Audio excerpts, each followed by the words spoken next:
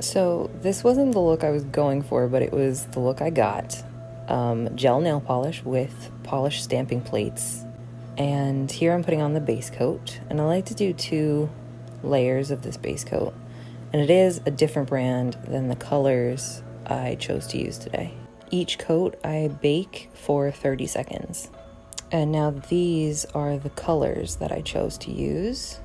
This highlight color in more of a dusty rose color stayed on very well. Remember to clean up any polish on your skin before you put it under the light, or it's more difficult and gets lumpy. Now this color is the color that I was having problems with. I've only had this problem 3 times. I think what happens is the polish sits around too much and I don't shake it enough, getting all the chemicals back in the proper amounts. So as you can see, it just peels off, and certain coats, it doesn't fully cure. And I tried to put some extra layers of it on top, hoping it would fix it. But usually when you find this, there's no fixing it. You can either peel it off like I did and go with that look. It came out kind of grungy and cool, especially with the stamper on top. But yeah, if you have any other suggestions on how to mix your gel nail polish for me, please leave me a comment. That would be lovely. Here I'm trying one of the patterns on this new stamping plate I got.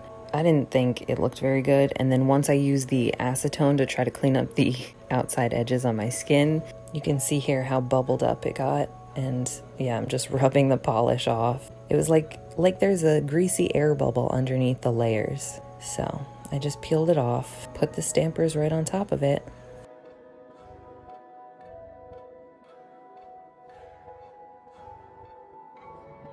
I really like these nail stamping plates. It's just a metal plate with a light etching, and you get a lot of detail very easily, and it creates a really interesting look. The first stamping plates I ever got were from my brother Jared. He bought them for me for Christmas one year, I believe, and I've been using them ever since.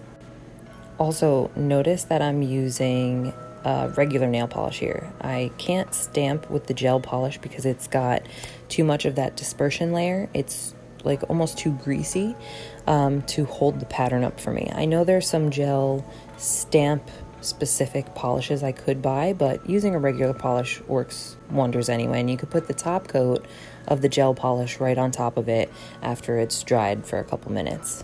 So not the look I was going for, but definitely a cool look. I would do something like this again, and thank you for watching.